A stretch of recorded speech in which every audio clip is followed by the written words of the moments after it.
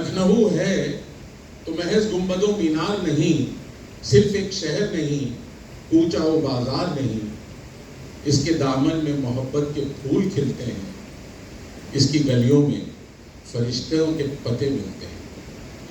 और ये वो लखनऊ है जिसका क़याम हुआ 1775 में, जब नवाब आसिफुद्दौला ने अपना दारुल खिलाफा यानी कैपिटल फैज़ाबाद से लखनऊ शिफ्ट की और फिर लखनऊ ने दिन रात तरक्की करनी शुरू की। लखनऊ पहले से ही 4 बहुत बड़े ऐसे सेंटर्स, ऐसे केंद्रों से घिरा हुआ है जहाँ से हमेशा दानाई, विजडम और ज्ञान की बातें हमको मिलती रही हैं। एक तरफ अयोध्या है तो दूसरी तरफ काशी है, तो तीसरी तरफ प्रयागराज है और चौथी तरफ ब्रज है। और इन चारों कोनों से हमारे पास मध्यकाल से जो ज्ञान के स्रोत आते रहे हैं, जिसमें कबीर, तुलसी, जायसी, रहीम, सूरदास जैसे कवि हैं, विचारक हैं, जिन्होंने समाज में बदलाव कविता के जरिए लाने की कोशिश की, एक नई धारा हम सबके झोली में डाली। और सितम ज़रीफ़ी देखिए कि लखनऊ को बने हुए कुछ 9 साल ही हुए थे कि यहाँ एक बहुत बड़ा अकाल पड़ा। We suffered a huge famine। और उस दौरान नवाब आसिफुद्दौला ने एक वेलफेयर स्कीम सोची और ये तय पाया गया कि लोगों को काम के बदले में अनाज और खाना मिलेगा। और उसके ज़रिए लखनऊ में जो बड़ा इमाम बाड़ा है वो तैयार हुआ और उसके साथ रूमी दरवाज़ा। अब इन दोनों इमारतों की खासियत तो आप सभी जानते हैं, मगर जो बात समझने की है वो ये कि इसमें पूरी जनता ने मिलकर इसको तैयार किया था। इसमें शुरफा भी शामिल थे, जमींदार भी थे, गरीब भी थे और वो लोग भी थे जो खेतों में काम करते थे मगर जिनके पास उस वक्त कोई काम नहीं था। तो निहारी और खिचड़े जैसे डिशेज उनको खाने को मिलती थी, अनाज मिलता था, वो लोग दिन में काम करते थे, रात में फिर वो तामीर किए हुए हिस्से गिरा दिए जाते थे ताकि अगले दिन फिर कुछ नया काम हो, नई तामीर की बात हो। और इस सहारे 1784 में जब ये तामीर हुए इमाम बाड़े और रूमी दरवाज़ा, तो लखनऊ की रौनक में 4 चांद लगे। और उसके साथ ही ऐसा कुछ हुआ कि दिल्ली में मुग़ल सल्तनत की जड़ें हिलने लगी।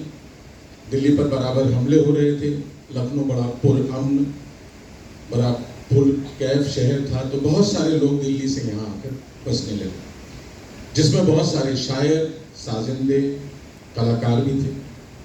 उसमें मीर तकी मीर जैसा शायर भी था जिनका ये शेर आपको याद होगा, पत्ता पत्ता बूटा बूटा हाल हमारा जाने है, जाने न जाने गुल ही तो न बाग तो सारा जाने।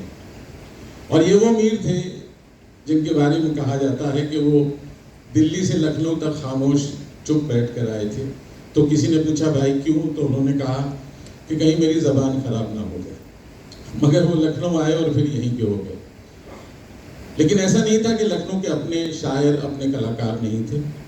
मीर अनीस, दबीर, आतिश, नासिफ, इनके जैसे शायर थे, जुर्रत जैसे शायर थे जिन्होंने उस वक्त बहुत धूम मचाई। और लखनऊ के तहजीब में, इसके कल्चर में 4 चांद तब लगे जब लखनऊ को एक ऐसा नवाब, एक ऐसा बादशाह मिला जो बताते खुद बड़ा शायर था, ठुमरी और कथक का एक्सपोनेंट था, जिसने ओपेरास लिखे, परफॉर्म किए, जो परफॉर्मर भी थे, डांसर थे, कथक के बहुत उस्ताद माने जाते थे। ठुमरी उनकी लिखी हुई आज तक आप लोग सुनते हैं, बाबुल मोरा नैयर छूट हो जाए, वो थे नवाब वाजिद अली शाह साहब। और नवाब वाजिद अली शाह के दौर में लखनऊ पूरे ईस्टर्न वर्ल्ड में कल्चरल कैपिटल के तौर पर देखा जाने लगा। तहजीब बदली, नया दौर आया, दुनिया ने फिर करवट ली, मगर लखनऊ की तहजीब वही रही। और 20वीं सदी में भी हमारे पास हजरत मोहानी, मजाज, रघुपति सहाय फिराक गोरखपुरी, मजरू सुल्तानपुरी, जोश मलियाबादी और आप नाम गिनते जाइए, उन सब का ताल्लुक कहीं ना कहीं लखनऊ से है। अमीर मीनाई साहब जैसे शायर थे। और आज़ादी के बाद जब ऑल इंडिया रेडियो बना लखनऊ में, तो आपको जानकर खुशी भी होगी और ताज्जुब भी कि यहाँ पर पंडित भीमसेन जोशी और उस्ताद बिस्मिल्लाह खान साहब, 2 भारत रत्न उस वक्त काम करते थे।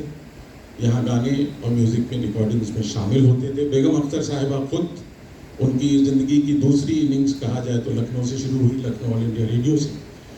ये वो दौर था जब मदन मोहन जैसा आदमी इंडियन आर्मी को छोड़कर म्यूज़िक प्रोडक्शन असिस्टेंट के तौर पर लखनऊ रेडियो स्टेशन में काम कर रहा था। सेकेंड वर्ल्ड वॉर के बाद उन्होंने लखनऊ रेडियो स्टेशन ज्वाइन किया था। जो जाने माने संगीत निर्देशक मदन मोहन जी हैं। रोशन साहब यहाँ थे, तलत महमूद साहब यहाँ थे, और उसके अलावा बहुत सारे शायर, कैफी, मजरू, मजाज, इतना बड़ा नाम। और मजाज साहब के ही 2 शेर के साथ मैं आज की शाम आप सबकी नज़र करता हूँ। उन्होंने गालिबन आप जैसे लोगों की महफिल को देखकर ही कहा था कि नूर ही नूर है जिस सिमत उठाऊं आंखें। Its radiance galore whichever side I look at. नूर ही नूर है जिस सिमत उठाऊं आंखें, हुस्न ही हुस्न है ताहद नजर आज की रात. It's beauty all around to the extent I can see tonight. और फिर वो कहते हैं, नगमाओं मैं का ये तूफान तरब क्या कहना. This fusion of music, poetry and wine. What more to say? मेरा घर बन गया खयाम का घर आज की रात. My house has become the house of Omar Khayyam today. So please, a very warm welcome to all of you. I hope you'll enjoy the evening. Thank you very much.